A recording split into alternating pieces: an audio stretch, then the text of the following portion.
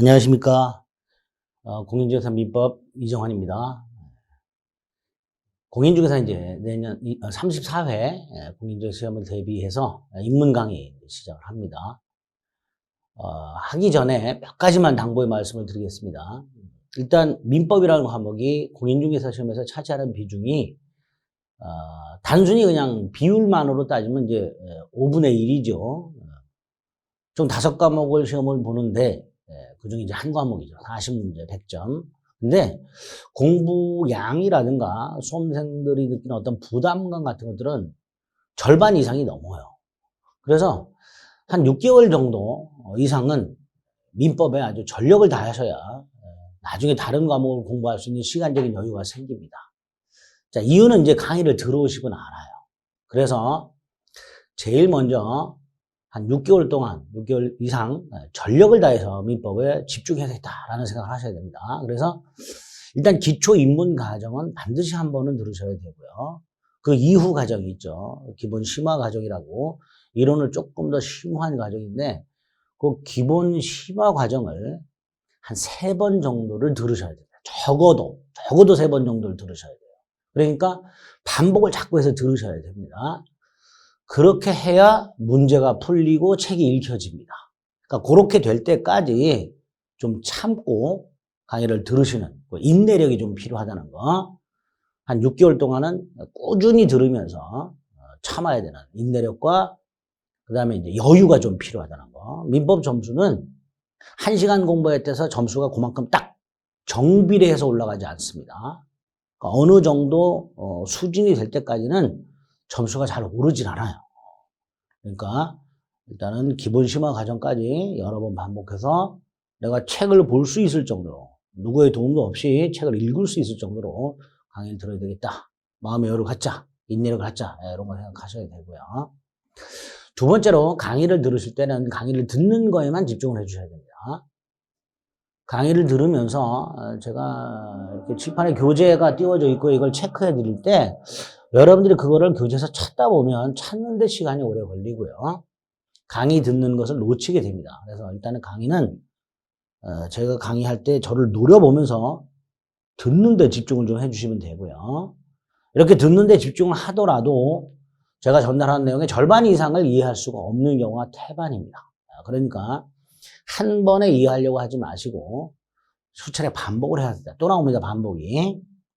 이유는 세 번째, 민법 등 법에서 사용하고 있는 법률 용어가 굉장히 어렵습니다. 용어 자체가.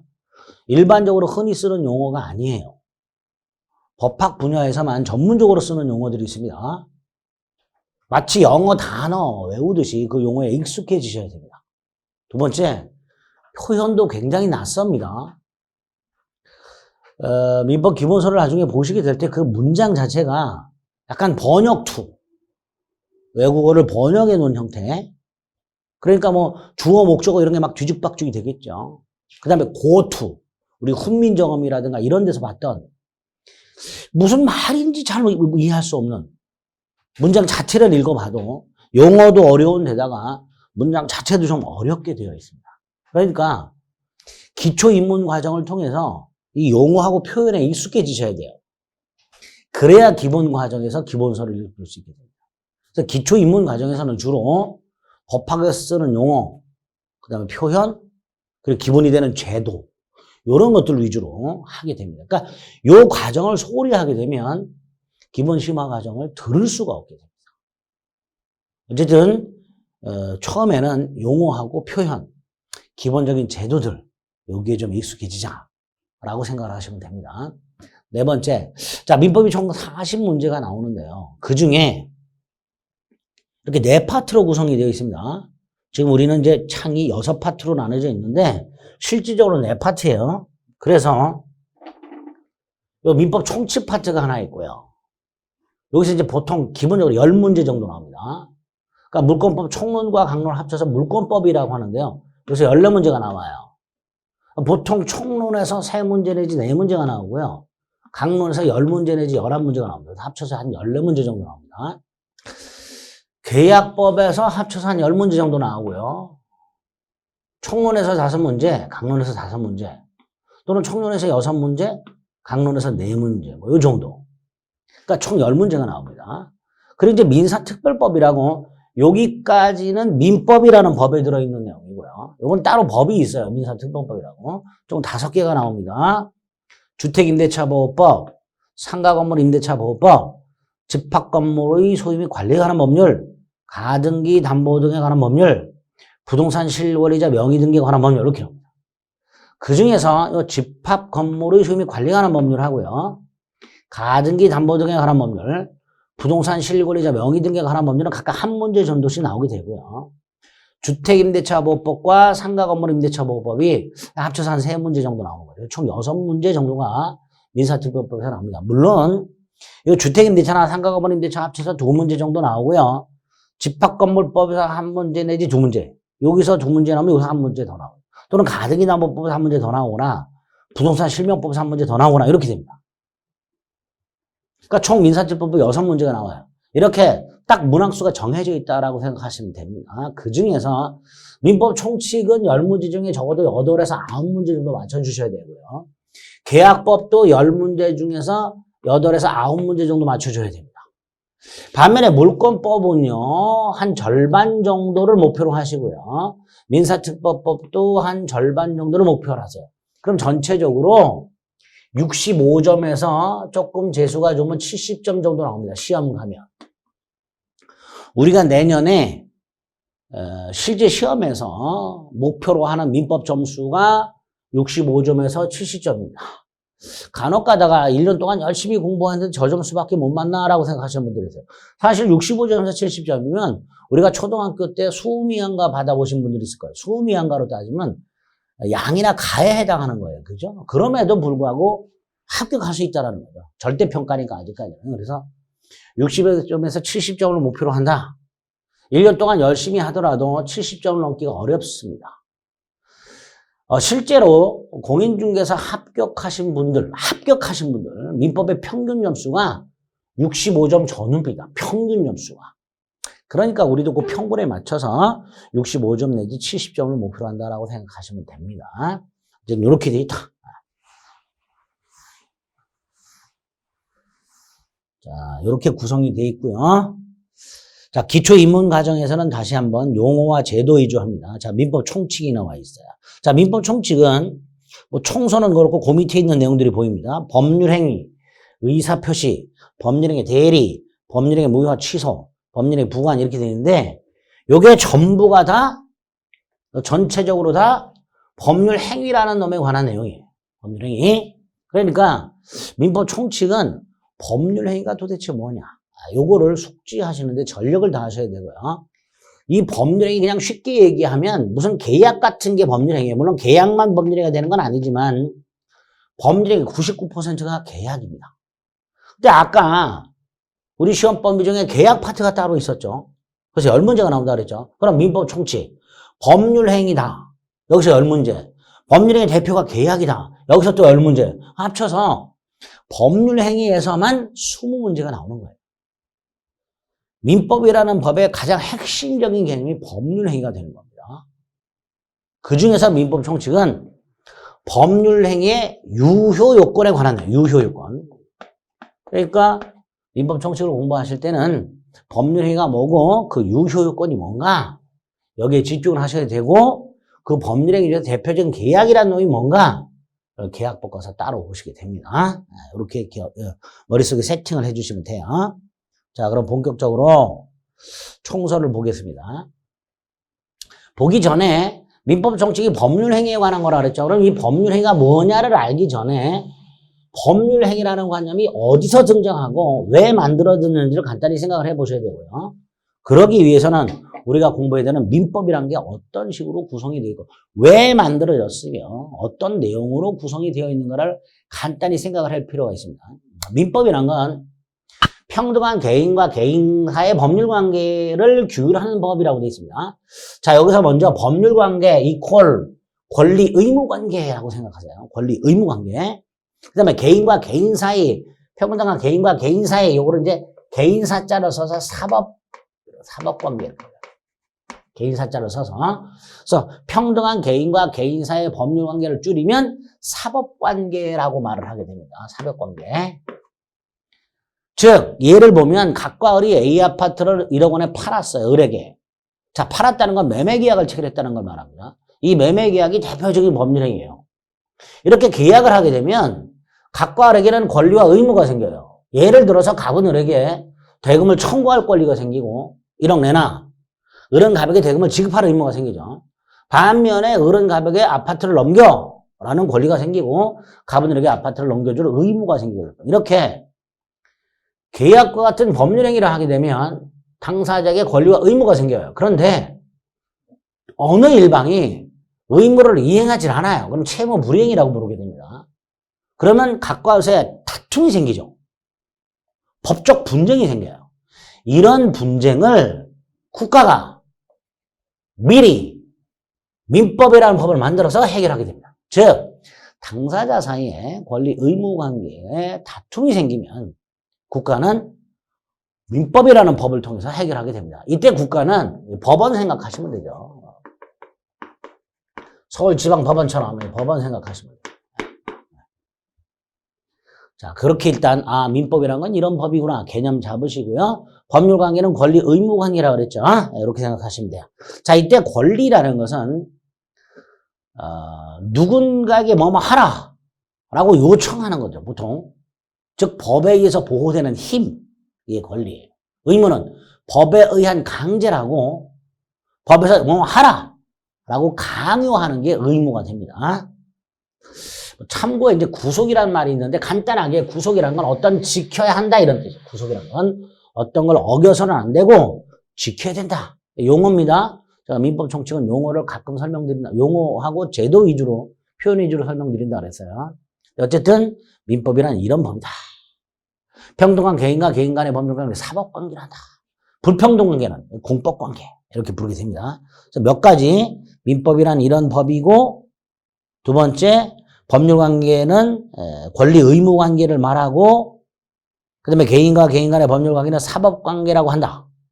반대가 공법관계다. 뭐 이렇게 생각을 하시면 되고 구속력이란 뭔가를 지켜야 되는 것을 말한다. 요 정도까지 딱 기억을 해두시면 돼요. 근데 권리, 권능, 권한이란 말은 이제 앞으로 나오면서 하겠습니다. 자, 두 번째, 개인과 개인 간의 분쟁은 왜 발생하는가? 계약을 했으니까. 근데 그 계약을 해서 권리와 의무가 생기는데 그걸 이행을 안 하니까. 그래서 다툼이 생기는 거죠. 그럼 이 권리와 의무는 어떻게 발생하는가? 계약을 해서 발생하죠. 이렇게 권리와 의무를 발생케 하는 당사자가 다투고 있는 권리, 의무, 즉 법률관계를 발생케 하는 원인을 법률 요건, 이거 표현입니다. 용어입니다. 법률 요건이라고 합니다. 법률 요건을 통해서 당사자 사이의 권리, 의무가 발생한다 라고 생각하시면 돼요. 이 법률 요건에 따라서 당사자에게 권리와 의무가 생기고 그 권리와 의무가 구체적으로 뭐냐? 이걸 법률 효과라고 합니다. 결국 결론, 민법은 개인과 개인 사이의 권리, 의무 관계, 즉 법률 관계가 어떠한 원인, 법률 요건에 의해서 생기며 그에 따라 발생하는 구체적인 권리와 의무가 뭐냐? 이걸 법률 효과라고 부릅니다. 이걸 규정을 해놓는다. 그래서 그걸 통해서 당사자 간의 분쟁을 해결하게 된다. 이런 걸 민법이란다. 이렇게 민법 개념을 잡아주시고 몇 가지 용어 확인하시면 되겠습니다. 자, 민법은 이렇게 구성이 되어 있고 아까 말씀드렸듯이 그중에 우리 시험 보면 이런 게 들어있다고 그랬습니다. 민사특별법은 5개 법이 있다고 말씀을 드렸어요. 자, 그 다음 권리 의무 관계라는 것은 법률 관계라는 건 고정되어 있지 않고요. 변동이 됩니다. 자, 이 변동이 크게 3가지죠. 취득, 변경, 소멸. 예를 들어서 갑과 을이요. 갑소유 A 토지를 매매를 해서 소유권이 을에게 넘어갔다. A 토지 소유권이 을에게 이전이 됐다. 그러면 그걸 조금 더 세부적으로 쪼개보면 을은 A 토지 소유권을 취득하죠. A 토지 취득이라는 건 손에 넣는다 이런 뜻이죠. 반면에 갑은 A 토지 소유권이 소멸하죠. 즉 갑은 A 토지 소유권을 상실하게 됩니다. 세 번째, A 토지의 소유권자가 갑에서 을로 변경이 되죠. 이렇게 계약 등을 통해서 법률 요건, 그에 따른 법률 효과는 구체적으로 권리가 변동이 되는 효과가 생기는데 그 변동은 조금 더 구체적으로 보면 누군가 권리를 취득하고 그래서 누군가는 권리를 소멸하고 그래서 권리자가 변경이 되는 이 세 가지 구체적인 모습을 띠게 됩니다. 이런 걸 권리 변동이라 하자. 자, 그 중에서 조금 더 세부적으로 봤을 때 권리 취득. 요게 이제 간혹 우리 시험에 나옵니다. 권리 취득은 누군가에게 권리가 생기는 건데 그 다음 두 가지 형태가 있다. 원시 취득과 승계 취득 두 가지 형태가 있다. 원시 취득은 권리의 절대적 발생이라고 하는데 예를 들어서 건물을 신축하게 되면 건물을 신축한 사람이 건물 소유권을 취득하잖아요. 그런데 이 건물 소유권은 없던 권리죠. 없던 권리인데 건물을 신축함으로써 새로 생겼죠. 이렇게 없던 권리가 새롭게 생기면서 누군가가 권리를 취득하는 형태 이런 걸 원시취득이라 한다. 이렇게만 일단 기억을 하세요. 원시취득은 요거 말고 하나의 형태가 더 있어요. 더 있는데 두 번째 형태는 생각하지 마시고 일단 기초과정에서는 없던 권리가 새로 생기면서 취득하는 경우구나. 건물 신축에 한 소유권 취득 같은 걸 원시취득이라고 하는구나. 딱 요 정도를 기억해 두시면 돼요. 반면에 승계취득이라고 승계취득은 말 그대로 권리를 갖고 있던 사람으로부터 권리를 넘겨받아 취득하는 거죠. 넘겨받는 게 승계잖아요. 그죠? 이런 걸 승계취득이라고 하는데 이 승계취득이 크게 두 가지 형태가 있습니다. 이전적 승계와 설정적 승계 이렇게 두 가지 형태가 있어요. 그 중에서 설정적 승계는 기초입문과정에서 생각하지 마세요. 조금 어려운 개념입니다. 이전적 승계만 생각하는데 이전적 승계는 말 그대로 권리가 타인에게 이전되고 그래서 그 타인이 권리를 취득하는 게 이전적 승계일 텐데 두 가지가 있습니다. 포괄 승계와 특정 승계가 있습니다. 자, 여기서 포괄 승계라는 건 기존의 권리자가 갖고 있던 각종 권리 여러 개가 하나의 원인에 의해서 일괄해서 이전되는 걸 말합니다. 대표적인 게 상속 같은 경우죠. 그래서 상속인을 보통 포괄승계인 이렇게 불러요.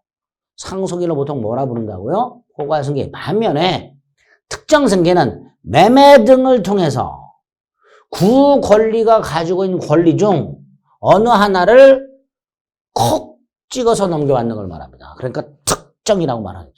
특정이란 건 어느 하나를 딱 정했다 이런 뜻입니다.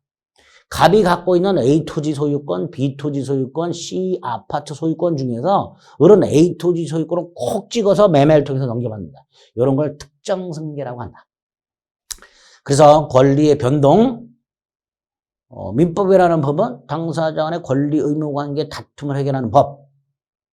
두 번째, 그 권리 의무 관계는 어떻게 발생하는가? 법률 요건을 통해서 발생한다. 세 번째, 그 구체적 모습은 취득 변경 소멸인데 그중에 취득. 원시와 승계가 있고 승계는 다시 이전적과 설정적으로 나누는데 설정적은 생각하지 말고 이전적이 두 개. 포괄 승계 취득과 특정 승계 취득으로 나눈다. 이렇게만 일단 기억을 해두시면 돼요. 기초과정에서는. 그 다음에 이제 권리 변경이 나오는데 권리 변경은 세 가지 형태가 있는데 그 중에 하나만 생각하면 돼요. 일단은 주체 변경이라고. 좀 전에 예를 들었듯이 A 토지를 갑이에게 팔아가지고 우리 A 토지 소유권을 취득하게 되면 소유권자가 갑에서 을로 바뀌죠. 이런 게 주체 변경이라고 생각하시면 돼요. 권리 소멸은 또 두 가지가 있는데 그 중에 하나 절대적 소멸이라고 건물을 철거해버리면 그 건물 소유권은 영원히 사라지죠. 이런 걸 이제 절대적 소멸이라 한다. 그래서 일단 권리 변경의 구체적으로 한 세 가지 모습이 있다. 자, 기초 입문 과정에서는 취득, 변경, 소멸 딱 요거까지만 생각하시면 됩니다.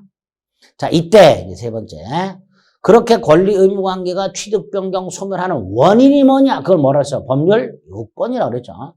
법률 관계는 즉 권리 의무 관계는 일정한 원인이 있어야 변동, 즉 취득, 변경, 소멸한다.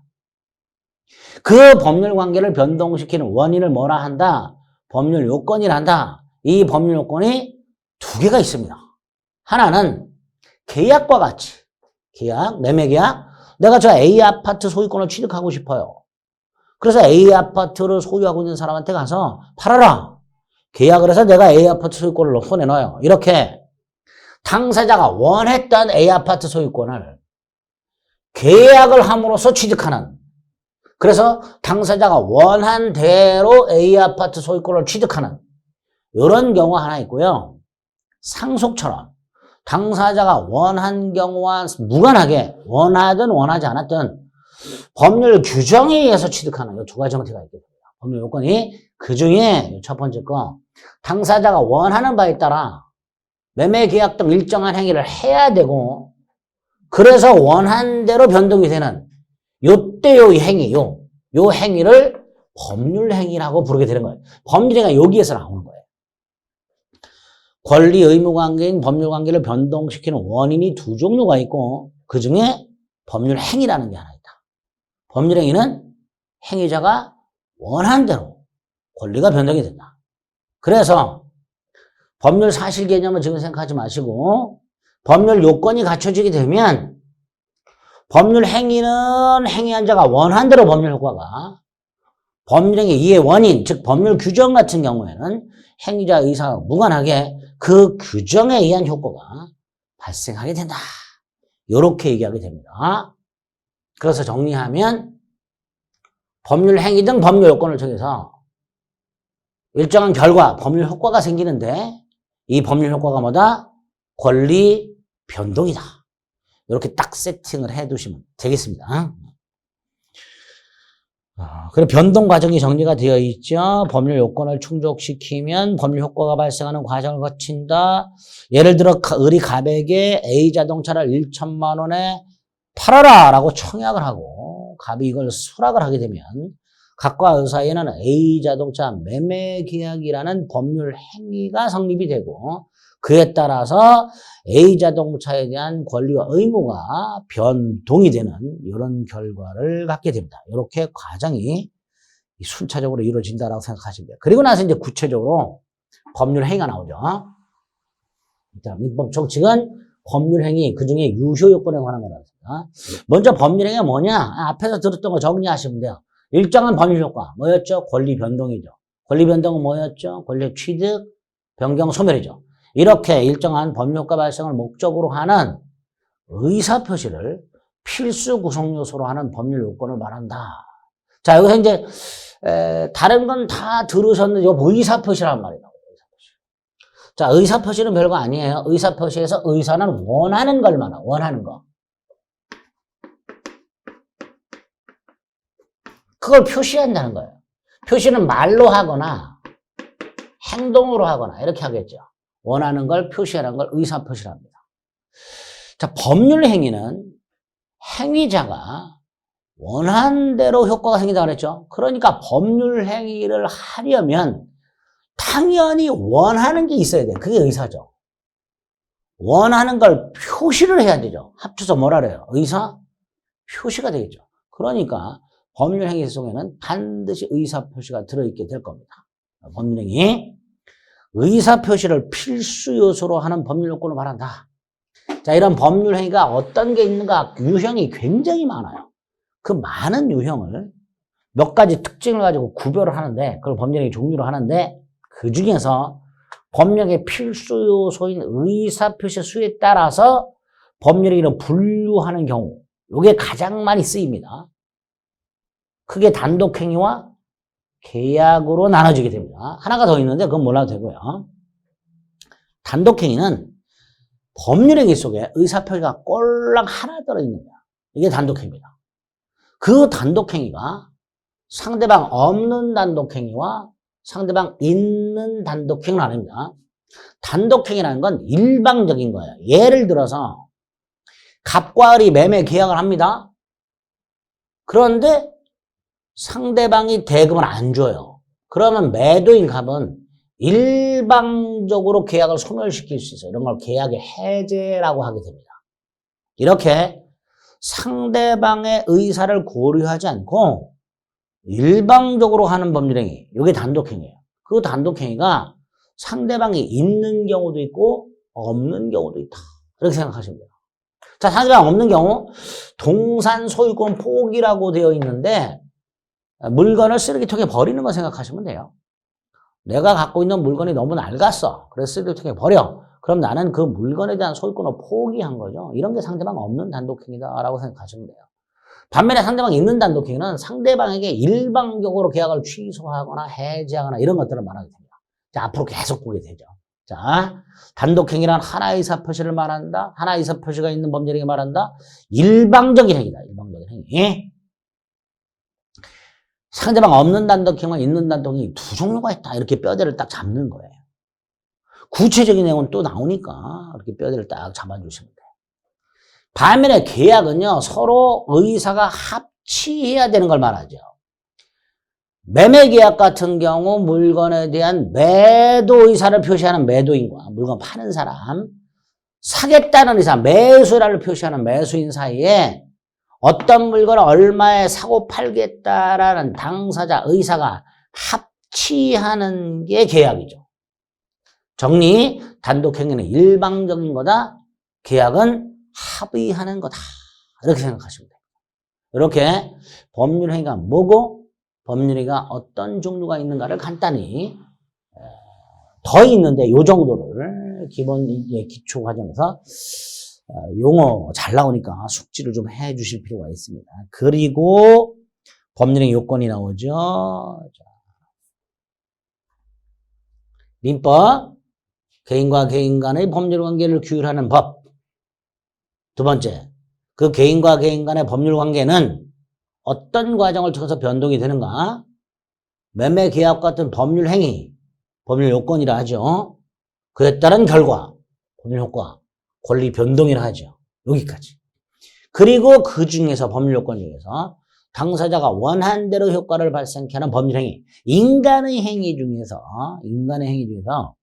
의사표시를 필수 요소로 하는 인간의 행위, 당사자가 원하고 의도했던 대로 변동시키는 인간 행위, 이런 걸 모아서 법률 행위라고 부른 거예요. 그러니까 법률 행위를 하게 되면 행위자가 원한 대로 효과가 생겨요. 그러려면 법률 행위한 자가 원한 대로 권리가 변동이 되려면 어떤 요건이 필요할까가 법률의 요건이 됩니다. 그래서 의의에 보면 매매계약 같은 법률행위에 의해서 행위자가 의도한 대로 법률효과가 발생하려면 두 가지 요건을 갖춰야 된다. 첫째, 법률행위가 존재해야 된다. 계약이 있어야 된다. 그걸 성립요건 이렇게 부르고요. 그 계약이 유효해야 된다. 이런 걸 효력요건, 유효요건이라 합니다. 예를 들어서 을이라는 자가 A 토지 소유권을 원해요. 그게 의사죠. A 토지 소유자인 갑에게 표시를 해요. 갑이 수락을 해요. 그럼 매매 계약이 되죠. 일단 이렇게 계약이 일단 있어야 돼요. 이게 성립 요건입니다. 두 번째, 계약을 했다. 그 계약이 유효해야 돼요. 이게 유효 요건이에요. 이렇게 법률 행위는 행위자가 원한 대로 권리를 변동케 하려면 두 가지 요건이 필요하다. 첫째, 계약을 해야 되고 이게 성립 요건. 두 번째, 그 계약이 유효해야 된다. 이게 유효요건, 효력요건 이렇게 되겠죠. 그 중에 성립요건이 나왔습니다. 자, 성립요건, 유효요건 공히 일반적 요건과 특별요건으로 나뉘어요. 일반적 요건과 특별요건으로 나뉘는데 일반적 요건은 모든 법률에 공통적으로 필요한 요건입니다. 그게 일반적 요건. 그럼 일반적 성립요건은 모든 법률에 공통적으로 필요한 성립요건 이렇게 되겠죠.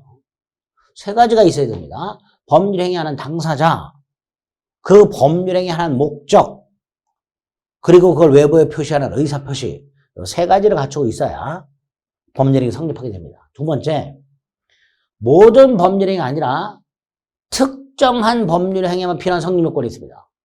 예를 들어서 유언은 법에서 정한 방식을 갖추어야만 성립하게 되고 그 방식을 갖추지 못하면 유언은 성립하지 않습니다. 또 혼인도 아무리 성대한 결혼식을 했다 하더라도 결혼을 말합니다. 신고를 해야 성립이 돼요. 혼인신고. 만약에 신고를 하지 않으면 이런 건 사실혼이라고 부릅니다. 혼인이 아닙니다. 법률상.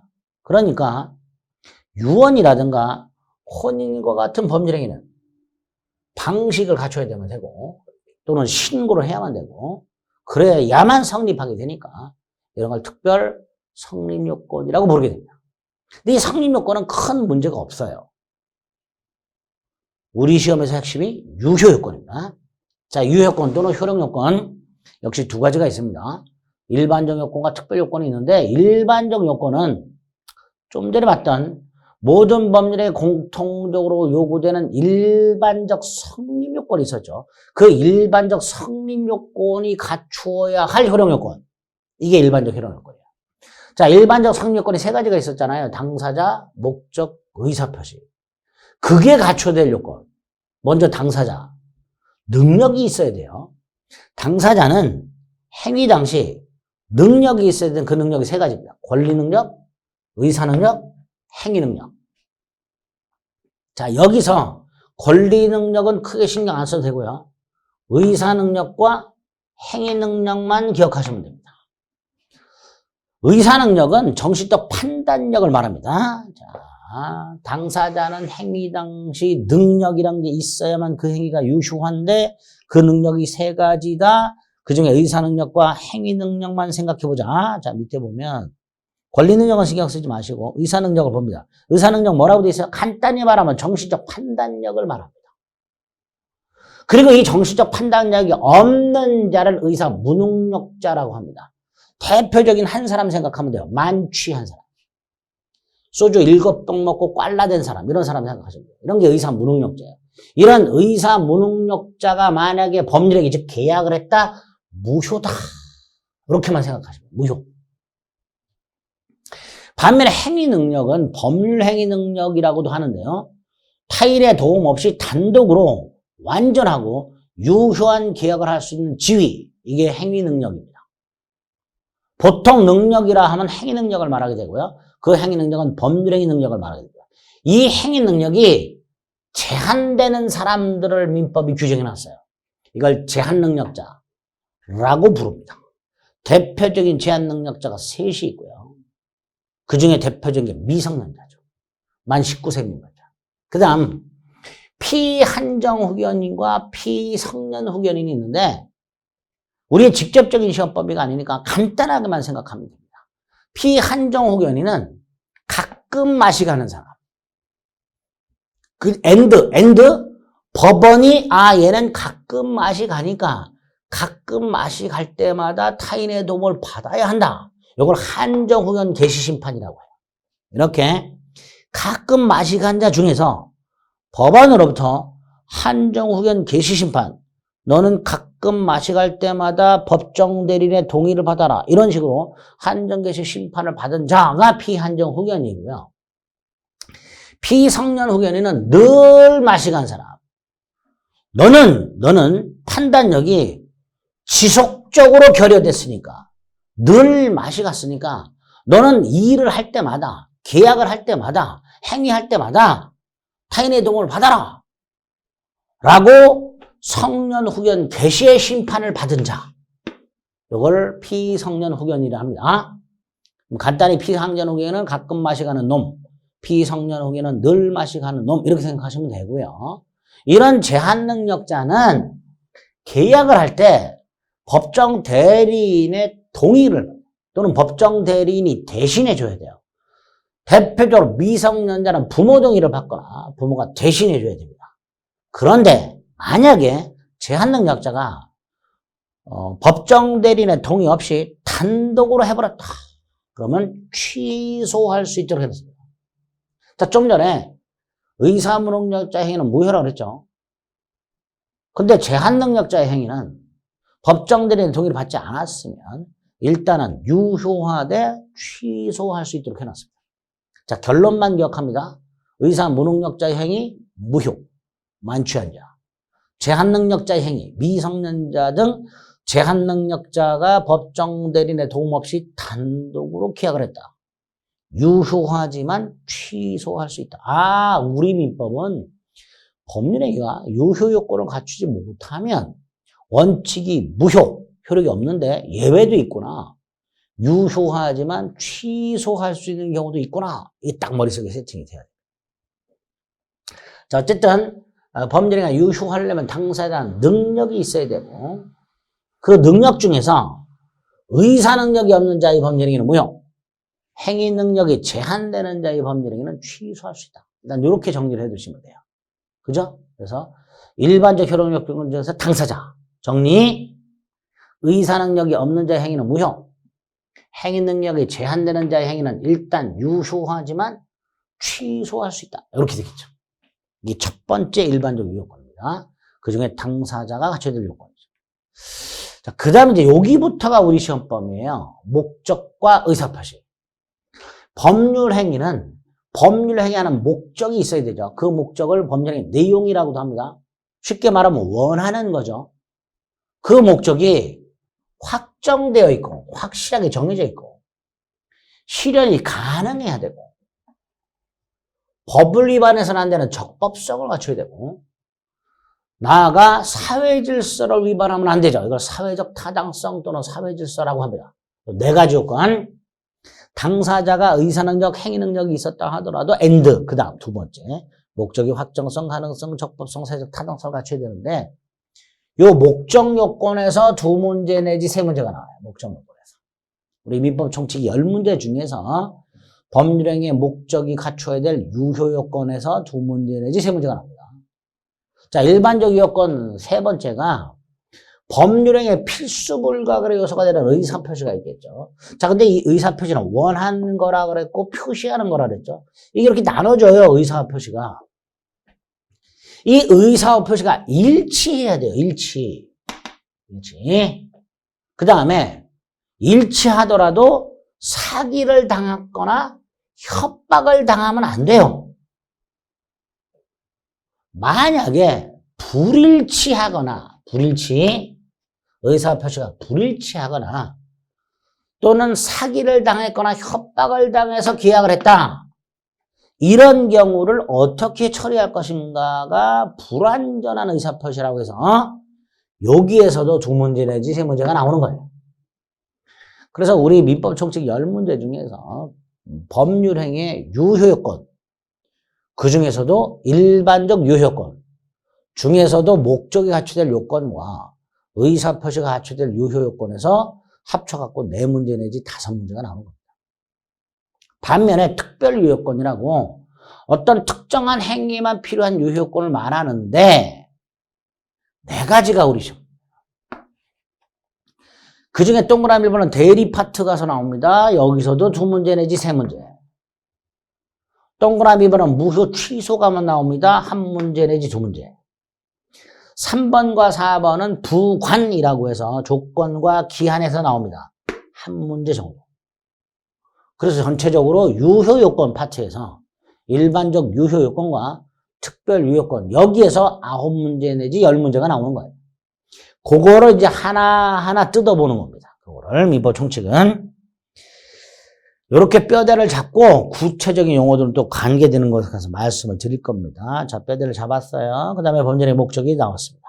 자, 법률의 목적이란 매매 계약과 같이 법률 행위하는 자가 그 행위를 통해서 원하는 것 이퀄 법률 효과 이퀄 권리 의무 관계 변동 즉 취득 변경 소멸 이게 법률의 목적이다. 이 법률의 목적이 법률행위를 할 때 4가지 요건을 갖춰야 그 법률행위는 유효하다. 첫 번째가 확정성. 법률의 목적은 확정되어 있거나 적어도 확정될 수 있어야 된다. 자, 우리 아파트 분양계약을 생각해 보면요. 아파트 분양계약을 할 때 미분양 사태가 나면 분양 광고할 때 뭐라 그래요? 동호수 지정부장 이렇게 되죠. 동호수를 지정해서 분양계약을 했다. 분양계약도 계약이니까 법률행위죠. 이때 동호수를 지정했다. 그러면 분양계약 당시 즉 법률행위 당시 제 몇 동 제 몇 호라는 목적이 확정되어 있죠. 여기 하나 있고요. 또 하나는 계약 당시 동호수를 지정하진 않아요. 근데 나중에 이 지정하는 방법을 정해놔. 뭐라고? 입주시, 전산추첨 이런 식으로. 만약에 이렇게 분양계약을 했다면 분양계약 당시에는 확정이 안 됐지만 나중에 확정할 수 있죠. 이것도 확정성은 갖춘 거다라고 하게 됩니다. 그게 하나 있고요. 그래서 목적의 확정성 첫 번째 요건은 확정되어 있거나 나중에 확정할 수 있거나 이게 첫 번째 요건이 될 수 있습니다. 그렇게 개념을 잡아주셔야 돼요. 두 번째가 실현 가능해야 되죠. 당연하죠. 예를 들어서 갑과 을 사이에 갑소유 주택을 매매하는 계약을 했어요. 그런데 그 주택이 계약 체결하기 전에 이미 소실이란 화재로 인하여 사라졌다 이런 뜻이에요. 화재로 인하여 멸실되었다 이런 뜻입니다. 만약에 1월 10일 날 갑과 을이 주택 매매 계약을 했는데 1월 10일 날 그 주택은 이미 1월 9일 날 소실이 됐다면 갑과 을이 계약을 체결하는 1월 10일 주택은 이미 존재하지 않는단 말이죠. 다시 말해서 을이 주택 소유권을 취득하는 목적 달성이 계약 당시 이미 불가능합니다. 이렇게 계약 당시, 범죄력이 당시 이미 목적 달성이 불가능한 경우를 원시적 불능 이렇게 부르겠다. 원시적 불능. 반면에 계약을 체결할 당시에는 주택이 있었어요. 그래서 계약 체결 당시에는 목적 달성이 가능했어. 그런데 계약을 체결하고 나서 주택이 지진적으로 멸실이 됐어. 후불능, 이걸 후발적 불능이라고 하게 됩니다.